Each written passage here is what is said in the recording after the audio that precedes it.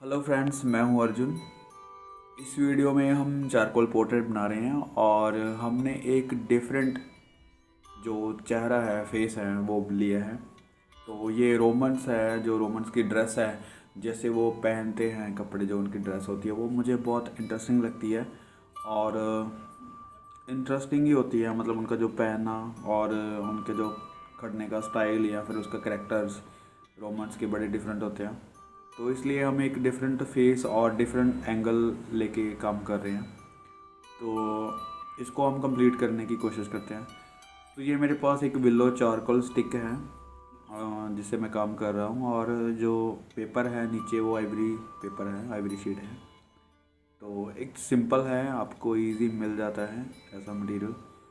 तो इसकी भी एक वैल्यू स्टडी करते हैं, एक ड्राइंग परफेक्ट इसकी बना के देखते हैं कैसे बनती है। ठीक है, तो साथ के साथ एक्सप्लेन कर रहा हूँ मैं आपको। और जैसे देखिए, पहले मैंने बेसिक उसका जो फ्रंट है फेस का, जो बिल्कुल साइड एंगल है वो लिया है। और धीरे धीरे हम इसको कंप्लीट करते हैं कि किस तरह से ड्राइंग लेनी है। मैं एक मार्किंग करता हूँ जब भी कोई पोर्ट्रेट बनाता हूँ। जैसे ये मैंने अभी मार्किंग की है हल्की सी, उससे मुझे पता चल जाता है कि कौन सी चीज़ कहाँ पे बनने वाली है। तो कोई भी चीज़ इतना नहीं होता है कि आपने किसी चीज़ से टूल से मिलना है, या फिर कोई ऐंची टेप आपने रखा हुआ है, स्केल लिया हुआ है, जहाँ फिर ऐसी चीज़ होती है। तो इतना ज़्यादा कंफ्यूज होने की ज़रूरत नहीं होती जब हम प्रैक्टिस करते हैं। तो मेन चीज़ ये होती है कि आपका कहीं ना कहीं जो चीज़ है वो इक्वल बने, मतलब उसको सिमिलर हो और एंगल्स थोड़ा ठीक हो। जैसे कि मैंने अभी कैमरा सेट किया है तो थोड़ा साइड दिख रहा है, थोड़ा सा हल्का सा। तो अगर आपको फ्रंट दिखेगा तो आपको समझ आ जाएगा प्रॉपर कि हमने कैसे लिया है। मेन चीज़ ये है कि आपकी जो ड्राइंग है, आउटलाइन है, पहले आप उसी पे ही काम करते हो। मैं हमेशा बोलता हूँ कि पोर्ट्रेट का जो आउटर है, आउट वाली लाइन है, ठीक है, उसको आप एक तरीके से मैनेज करो शीट के ऊपर कि आप किस तरीके से उसको मतलब बना रहे हैं, कौन सा एंगल आ रहा है, और शीट के ऊपर जो आपकी ऑब्जेक्ट है आपका, वो कहाँ पे बन रहा है। तो इतनी सी चीज़ है बस। जैसे अभी मेज़रमेंट लिया है मैंने शीट के ऊपर, तो ये मेज़रमेंट मैंने एक आउटलाइन का बेस लेके कर रहा हूँ। तो बहुत ज़्यादा डिटेलिंग में उसकी ड्राइंग नहीं करते, हल्की फुल्की मैंने बस टिक मार्क की है कि कहाँ पे कौन सी चीज़ आती है। तो धीरे धीरे उसको हम कंप्लीट करेंगे। उससे क्या फ़र्क पड़ता है, जैसे कि कोई भी चीज़ आप ले ली एक, तो उसको आप कंप्लीट करते हैं तो बाकी की चीज़ें रह जाती हैं। तो उसका एंगल या फिर उसकी शेडिंग या फिर उसकी ड्राइंग अलग हो जाती है। तो एक एक चीज़ को आप नोट करके बनाना है कि जैसे अभी मैं आइज़ बना रहा हूँ, तो आइज़ का मैंने हल्की सी टिक की है, वहाँ तक की आएगी। अभी नोज़ की जो ड्राइंग है वो देखो, लाइंस पहले भी लगी हुई है लेकिन अभी मैं हल्का सा उसको क्लियर कर रहा हूँ। तो इस तरीके से आपने धीरे धीरे उसकी तरफ आना है। ठीक है, बहुत ही शॉर्ट टाइम में मैंने काम किया है ये, तो जल्दी से डेमो कंप्लीट करते हैं। और मेन चीज़ ये है एक, कि आपको कोई भी चीज़ अगर ड्रॉ करनी है तो उसको लाइट कीजिए, बिल्कुल हल्का कीजिए, जो आपको ही पता चले एक बार में कि आपने वहाँ पे कोई लाइन की है। ठीक है, मतलब आपके सामने जो इमेज है वो हल्की लाइन में भी आपको दिखनी चाहिए कि यहाँ पे क्या ड्राइंग आ रही है, कितनी बड़ी आ रही है, कितनी छोटी आ रही है। तो आपको कोई भी मटेरियल को एक बार में फाइनल लाइन नहीं करनी, जो डार्क नहीं चलाना। मतलब अगर पेंसिल ड्राइंग कर रहे हैं तो पेंसिल का यूज़ पहले हल्के से, फिर उसकी मेजर लाइन होती है, फिर उसके बाद उसको आप ट्राई करते हैं कि उसको कितना डार्क कर सकते हैं, या शेडिंग में है या लाइट में है, वो सारी चीज़ें। तो आप कोई भी अगर मटेरियल चलाते हैं तो बहुत सॉफ्टली एक बार ट्राई करो उसको, स्टेप बाय स्टेप आप प्रेशर से काम करना है। ठीक है, तो ऐसे देखिए हल्की हल्की हमने जो शेडिंग की है वो फीचर्स जो बन रहे हैं उसको एक बार में हम क्लियर नहीं कर रहे। जैसे कि हर डेमो में मैं यही बोलता हूँ कि आपको कोई भी अगर चीज़ बना रहे हैं, कोई भी अगर ड्रॉ कर रहे हैं, तो एक बार में कंप्लीट नहीं करना।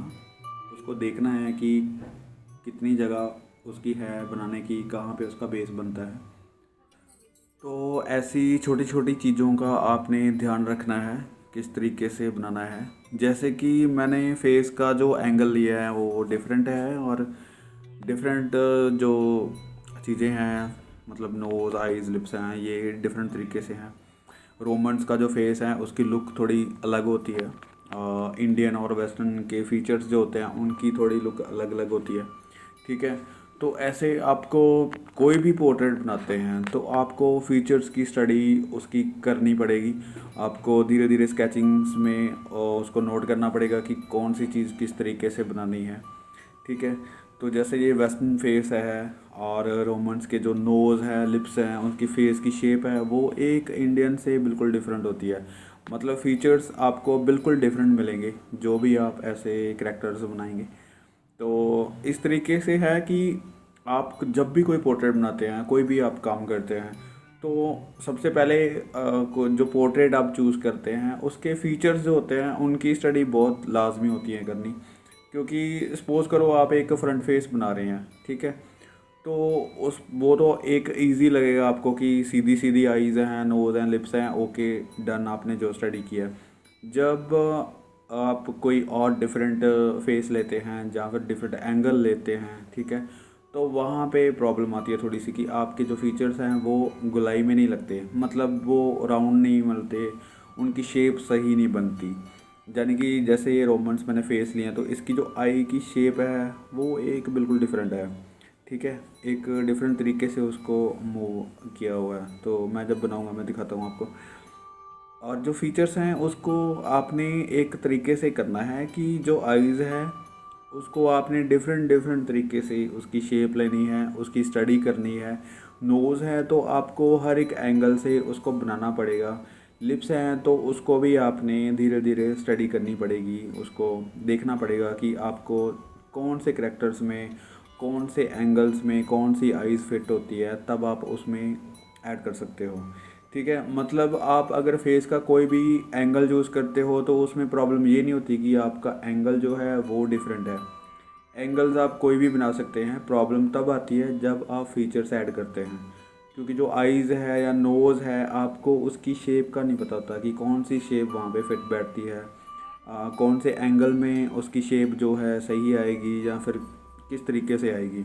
ठीक है, उसकी जो वैल्यू है, लाइट एंड शेड है, टोन्स हैं, वो एक अलग चीज़ है। लेकिन जो उसकी ड्राइंग है पहले उसको आपने ठीक करना होगा, उसकी आपने स्टडी करनी होगी। ठीक है, तो फिर आप कोई भी एंगल बना सकते हैं, मतलब किसी भी तरीके का फेस है वो आप ड्रॉ कर सकते हैं, बना सकते हैं। तो अभी यहाँ पे देखिए मैंने करैक्टर्स को, जो रोमेंस का मेन करैक्टर होता है उसकी कैप के ऊपर जो लगी होती है, डिज़ाइनिंग होती है, तो उसको मैंने क्लियर किया। तो उसमें भी दो शेड हैं। जैसे वैल्यू की बात करते हैं तो रेड है, थोड़ा सा डार्क रेड है, तो इस तरीके से मैंने उसको डार्क दिया कि और भी डार्क कर सकते हैं या फिर उसको हल्का सा लाइट में ले सकते हैं, लेकिन एक बार जो टच है उसका, वैल्यू है रेड की, वो मैंने एक बार दी है। तो अभी देखो कंप्लीट इसको धीरे धीरे ही करना है आपने। मैं कोशिश कर रहा हूँ कि इसको जल्दी से करें, और मेन चीज़ ये है कि आपको इसमें समझ आए कि हमने कैसे उसको कंप्लीट किया है। और जो उसकी डिज़ाइनिंग है उसमें एक वैल्यू टोन्स दे देते हैं ताकि हमें पता चले कि कितना डार्क और लाइट करना है। कोई भी शेप है तो आपको उसकी वैल्यू से पहले उसकी शेप बनानी है, और उसको मतलब एक डल टोन दे देनी है, यानी कि मिडल टोन दे देनी है। उसके बाद आपने उसको डार्क और लाइट करके उसको बनाना है, कंप्लीट करना है। तो जैसे मैं अभी कर रहा हूँ, यही तरीका है तो करने का।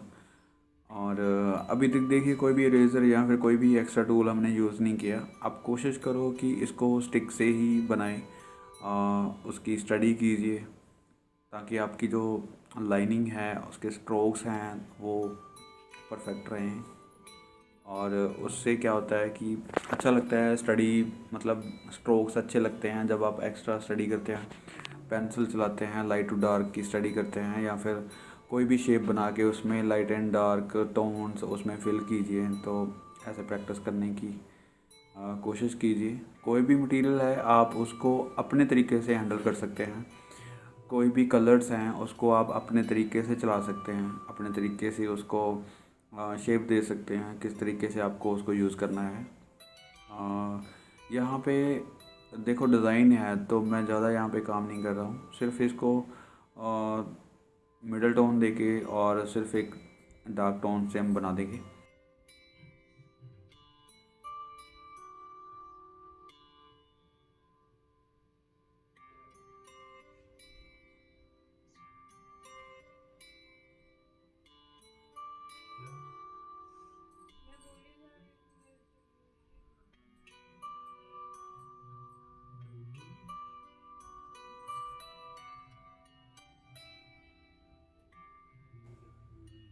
तो अभी फीचर्स में और फेस में कंप्लीट करने की कोशिश करते हैं शेडिंग।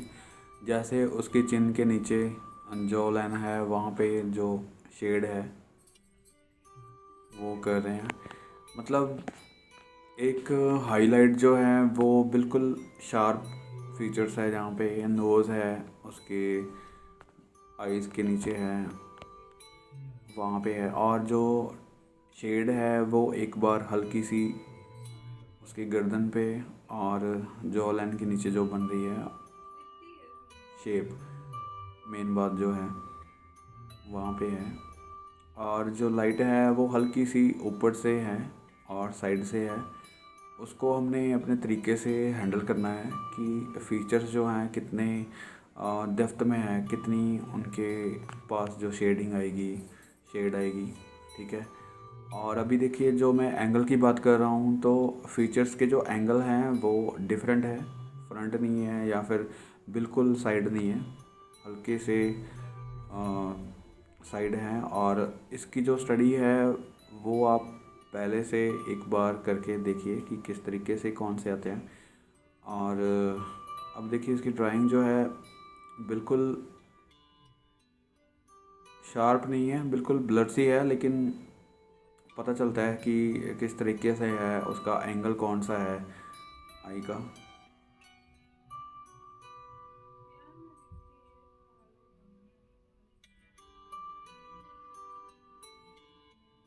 तो इस तरीके से उसको बनाना है।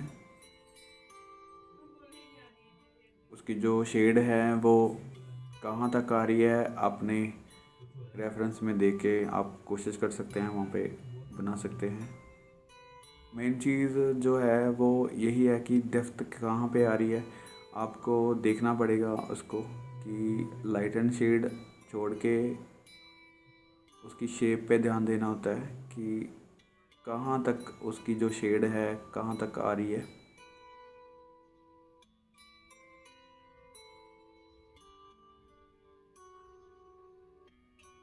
ठीक है, इस तरीके से नोज़ है तो हमने हल्का सा शेड कर दिया है। और अभी जो नीचे इसके डार्क लाइन है उसको बना सकते हैं। देखिए हल्का सा काम किया है, लेकिन वहाँ पे पता चल रहा है कि नोज़ डेप्थ में है, उसकी शेड के ऊपर काम किया है। तो इस तरीके से धीरे धीरे उसको हैंडल करते जाना है हमने। ठीक है। और बहुत इजी है, मतलब इतना ज़्यादा मुश्किल नहीं है जितना आप शायद सोचते हैं। बहुत सारे स्टूडेंट्स कहते हैं कि हमसे ये चारकोल हैंडल नहीं होता, बहुत डार्क चल जाता है।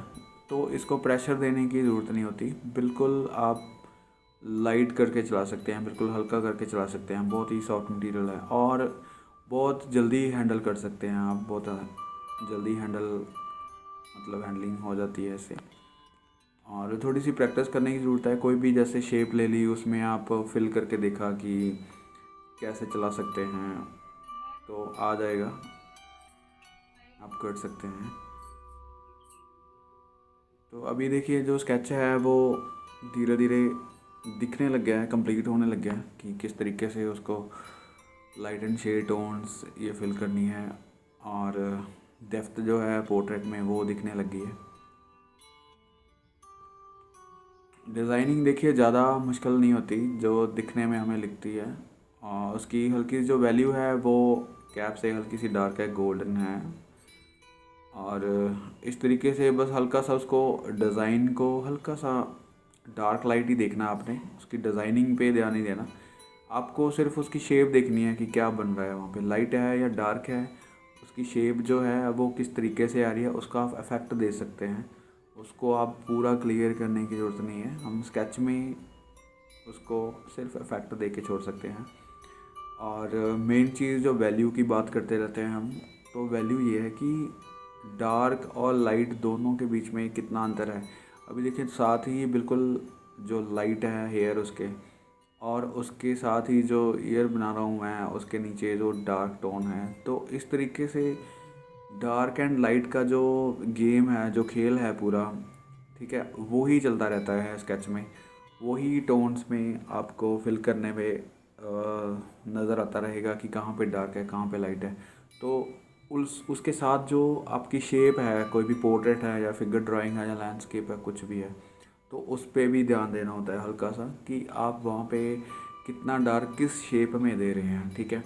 तो शेप को ध्यान रखे आपने लाइट एंड डार्क करते जाना है। जो चीज़ है, जो पोर्ट्रेट है या लैंडस्केप कुछ भी है, वो बनता रहेगा, ठीक है। तो इस तरीके से आपने एक पोर्ट्रेट को हैंडल करना है। तो कोशिश कीजिए कि कोई भी इंटरेस्टिंग चीज़ लीजिए, लाइट एंड शेड्स जिसमें हो प्रॉपर, उसको आप लीजिए, ठीक है। और फ्लैट फेसेस जो होते हैं, फ्लैट फेस जो हम चूज़ कर लेते हैं कि बहुत अच्छे से फीचर्स दिख रहे हैं, तो उनमें थोड़ा जो काम होता है वो बहुत होता है, लेकिन उनमें सीखने को कम मिलता है। लेकिन आपको जो सीखना होता है वो लाइट एंड शेड टोन सीखनी होती है, जो आप वैल्यू सीख रहे हैं। तो आपको फ्लैट फेस रेफरेंस नहीं लेनी। जैसे मैंने अभी लिया, तो इसमें बहुत सारी चीज़ें हैं।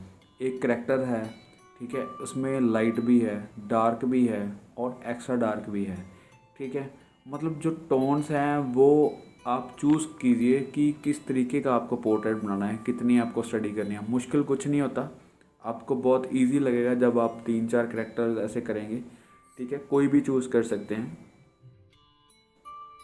जो भी आप रेफरेंस लेते हैं उसमें आप नोट कीजिए कि पहले ज्योमेट्रिकल शेप जो हैं उसकी वो आपने चूज़ करना है, और धीरे धीरे उसकी जो प्रॉपर शेप है उस पर ध्यान देना है कि उसकी शेप्स कैसे आती हैं। उसके बाद जो डार्क होना चाहिए पोर्ट्रेट में, बिल्कुल हाईलाइट भी होनी चाहिए। मतलब कोशिश करो कि किसी पेंटिंग्स को लीजिए जो किसी ने बहुत अच्छा वर्क किया है, पेंटिंग पोर्ट्रेट लीजिए। उसमें क्या होता है कि जो पैचेस लगाए होते हैं, तो वहाँ पे हमको पता चल जाता है कि कहाँ से उसने लाइट शुरू की है, कहाँ पे डार्क की है और कहाँ तक उसकी डार्क टोन आ रही है। तो उसके जो स्ट्रोक्स हैं ब्रश की, उससे भी हमें नोट आ जाता है कि किस तरीके से काम किया है। वहाँ पे आपको लाइट एंड शेड टोन्स देनी आ जाती हैं। मतलब पता चल जाता है कि कहाँ से लाइट शुरू हो गई है, कहाँ तक डार्क टोन आ गई है और कहाँ तक मिडल टोन आती है। तो जो फोटोग्राफ होते हैं फेसेस के, फ्लैट फेसेस के, वहाँ पे हमें पता नहीं चलता कि लाइट कहाँ से शुरू हो गई है, कहाँ डार्क आना शुरू हो गया और कब डार्क शुरू हो गया। मतलब ये चीज़ें बहुत कम पता चलती हैं। अभी ये भी एक डिजिटल पेंटिंग है जो मैं चूज़ की हुई है, ताकि आपको पता चले कि हम किस तरीके से काम करते हैं। तो इसमें आर्टिस्ट ने बहुत हाईलाइट भी दी है, डार्क भी दिया है और मिडल टोन्स में भी काम किया है। तो हमें वो अलग अलग चीज़ें दिख रही हैं, ताकि हम उसको अच्छे से बना सकते हैं, इसलिए चूज़ किया है। डिफरेंट एंगल भी चूज़ किया है और एक इंटरेस्टिंग फेस है, इंटरेस्टिंग उसके जो ड्रेसअप है वो है, इस तरीके से। मतलब अपने वर्क को आप कितना इंटरेस्टिंग बना सकते हैं, कितना अच्छा रेफरेंस लेके बना सकते हैं, तो इस तरीके से काम करो। Different different phases, different different जो एंगल्स हैं उस पर काम कीजिए, ठीक है। होप सो ये जो डेमो है हल्की सी मैंने जो की है, मैंने कुछ बातें आपसे डिस्कस की हैं, आपको हेल्पफुल रही होंगी। आपको जितना भी आपको समझ आता है, और अगर कोई चीज़ नहीं भी समझ आती तो आप मुझसे पूछ सकते हैं। मैं अपना फ़ोन नंबर देता हूँ नीचे डिस्क्रिप्शन में, तो आप कभी भी कॉल कर सकते हैं, मैसेज कर सकते हैं, और कमेंट बॉक्स में भी आप बता सकते हैं कि किस चीज़ की आपको ज़रूरत है, क्या चीज़ अगर आपको समझ नहीं आती तो हम कोशिश करेंगे उसके ऊपर काम करते हैं, प्रैक्टिस करते हैं। तो इस तरीके से ट्राई करके देखो कि आप कितना अच्छा बना सकते हैं, कहाँ तक आपको कोई दिक्कत आती है, कौन सी प्रॉब्लम्स आपके सामने आती है। तो मुझे लगता है कि काफ़ी चीज़ें इसमें सॉल्व भी हो जाती हैं जो हम स्केच करते हैं, डेमोज करते हैं, क्योंकि यही होता है एक स्केच करने का तरीका। जब आप प्रैक्टिस करते हैं तो इससे परफेक्ट आप मिक्स करके या फिर कोई ब्रशेज़ यूज़ करके या फिर इरेज़र यूज़ करके आप कोई भी तरीका अपना सकते हैं। लेकिन एक सिंपल स्केच करने का जो तरीका है वो हम यहाँ पे यूज़ करते हैं, ताकि यहाँ पे कोई इरेज़र या फिर कोई चीज़ आपको ज़्यादा एक्स्ट्रा काम करने की ज़रूरत नहीं, बहुत ज़्यादा एफर्ट्स करने की ज़रूरत नहीं। सिंपली एक स्टिक से और अपने हैंड से उसको हैंडल कर सकते हैं, उसकी हाईलाइट या फिर डार्क। आपको जल्दी स्केच बनेगा। आप 30 मिनट 40 मिनट में आप बना सकते हैं, बहुत इजीली बना सकते हैं, जैसे मैंने ये शॉर्ट टाइम में कंप्लीट किया है। और कोशिश कीजिए, फिर से आप इसकी प्रैक्टिस कीजिए। Thank you so much for watching this video.